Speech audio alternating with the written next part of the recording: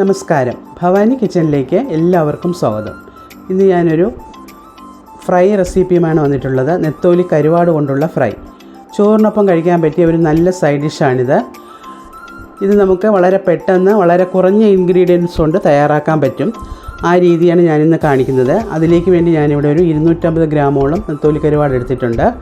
ഇതിൻ്റെ തലയും വാലും ഒക്കെ കളഞ്ഞ് നമുക്കൊരു 15-20 മിനിറ്റോളം വെള്ളത്തിലൊന്ന് കുതിർത്ത് അതിൽ മണ്ണുണ്ടാകും. ആ മണ്ണൊക്കെ കളഞ്ഞ ശേഷം ഒരു 4-5 പ്രാവശ്യം കഴുകി വൃത്തിയാക്കി വേണം ഇതെടുക്കാനായിട്ട്. മണ്ണില്ലാത്ത കരുവാടും കിട്ടും, അതാണെങ്കിൽ ഏറ്റവും നല്ലതാണ്. ഇതിപ്പോൾ ഞാൻ അങ്ങനെ വെള്ളത്തിലൊന്ന് കുതിർത്ത് വെച്ചിരുന്ന കഴുകി വൃത്തിയാക്കി എടുത്തതാണ്. ഒരു 15-20 മിനിറ്റോളം കുതിർത്ത് വെച്ചിട്ടുണ്ടായിരുന്നു.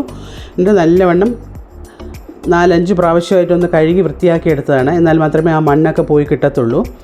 പിന്നെ നമുക്കിതിലേക്ക് വേണ്ടത് ഒരു 5 അല്ലി വെളുത്തുള്ളി ഒന്ന് ചതച്ചെടുത്തിട്ടുണ്ട്, അല്പം കറിവേപ്പിലയും. അപ്പോൾ ഇത് തയ്യാറാക്കാൻ ഞാനൊരു പാൻ വെച്ചിട്ട് ഒരു 1-1.5 ടേബിൾ സ്പൂണോളം വെളിച്ചെണ്ണ ഒഴിച്ചു കൊടുക്കുന്നുണ്ട്. വെളിച്ചെണ്ണയൊക്കെ നിങ്ങളുടെ ഇഷ്ടത്തിനനുസരിച്ച് കൂട്ടിയോ കുറച്ചോ ഒക്കെ ഒഴിച്ചു കൊടുക്കാം. പിന്നെ ഇതിലേക്ക് ഞാൻ ചതച്ച വെളുത്തുള്ളി ഒന്ന് ചേർത്ത് കൊടുക്കുന്നുണ്ട്. വെളുത്തുള്ളിയുടെ ആ മണമായി വെളിച്ചെണ്ണയിൽ നല്ലവണ്ണം ഒന്ന് പിടിച്ച് കിട്ടണം. അതുവരെ ഒരു 1-2 മിനിറ്റോളൊന്ന് വഴറ്റി കൊടുക്കുക. ഇപ്പോൾ ഒന്ന് ചെറുതായിട്ട് ചുമന്ന് തുടങ്ങിയപ്പോൾ ഞാൻ ആ നെത്തോലി കരുവാട് കഴുകിയത് ഇതിലേക്ക് ചേർത്ത് കൊടുക്കുകയാണ്. ഇതിലേക്ക് ചേർത്ത് കൊടുത്ത് നമുക്ക് ആ നല്ലവണ്ണം ഒന്ന് ഇളക്കി ചേർക്കണം. അപ്പോൾ മാത്രമേ ആ വെളിച്ചെണ്ണയുടെ വെളുത്തുള്ളിയുടെയൊക്കെ മണം നല്ലവണ്ണം കരുവാട്ടിൽ പിടിച്ച് കിട്ടത്തുള്ളൂ. ഒരു 2 മിനിറ്റോളം ഒന്ന് വഴറ്റി കൊടുക്കുക.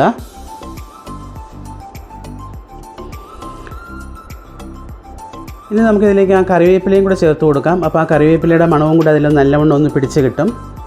ഇത് ഒരു മിനിറ്റോളം ഇട്ടൊന്ന് വഴറ്റിയാൽ മാത്രം മതിയാകും. തീ മീഡിയം ഫ്ലെയിമിൽ വെച്ചുകൊള്ളുക.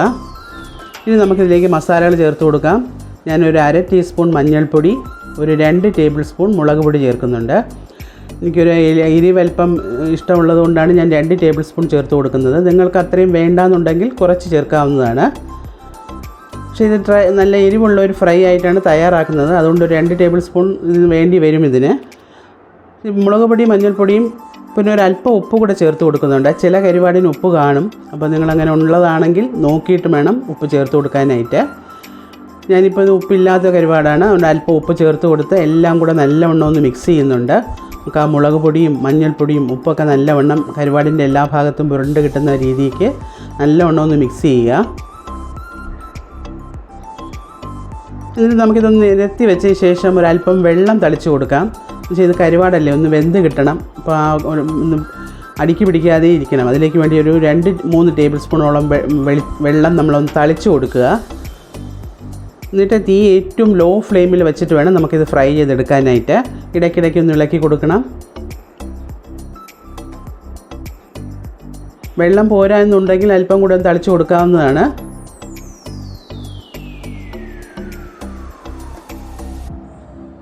ഫ്ലെയിം ഏറ്റവും ലോയിൽ തന്നെ വെച്ചുകൊള്ളുക. അവസാനമായിട്ട് ഞാനിവിടെ ഒരു ടീസ്പൂൺ കുരുമുളക് പൊടി കൂടെ ചേർക്കുന്നുണ്ട്. അത് ഓപ്ഷണലാണ്, വേണം എന്നുള്ളവർ മാത്രം ചേർത്താൽ മതിയാകും.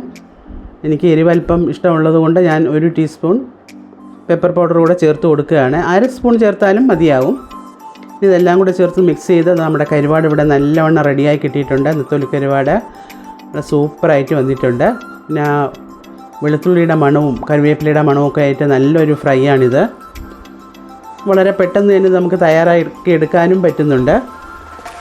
അപ്പോൾ ഞാനിതൊരു പ്ലേറ്റിലേക്ക് മാറ്റുകയാണ്. ചോറിൽ നമുക്ക് സാമ്പാറിനൊപ്പമോ രസത്തിനൊപ്പമോ ഒക്കെ കഴിക്കാൻ പറ്റിയ ഒരു നല്ല സൈഡ് ഡിഷാണിത്. വളരെ കുറഞ്ഞ ഇൻഗ്രീഡിയൻസ് കൊണ്ട് വളരെ പെട്ടെന്ന് കുറഞ്ഞ സമയം കൊണ്ട് തയ്യാറാക്കാൻ പറ്റുന്ന ഈ നെത്തോലി കരുവാട് കൊണ്ടുള്ള ഈ ഫ്രൈ നിങ്ങളും ഒന്ന് തയ്യാറാക്കി നോക്കുക. ട്രൈ ചെയ്ത് നോക്കി നിങ്ങൾക്ക് ഇഷ്ടപ്പെടുകയാണെങ്കിൽ ലൈക്ക് ചെയ്യുക. നിങ്ങളുടെ ഫ്രണ്ട്സിനും റിലേറ്റീവ്സിനും ഒന്ന് ഷെയർ ചെയ്യുക. എൻ്റെ വീഡിയോ ആദ്യമായിട്ട് കാണുന്നവരുണ്ടെങ്കിൽ ഒന്ന് സബ്സ്ക്രൈബ് ചെയ്യാനും മറക്കാതിരിക്കുക. വീണ്ടും ഇതുപോലുള്ള നല്ല ഈസി ആൻഡ് ടേസ്റ്റിയായ റെസിപ്പികളുമായി നമുക്ക് ഉടനെ തന്നെ കാണാം.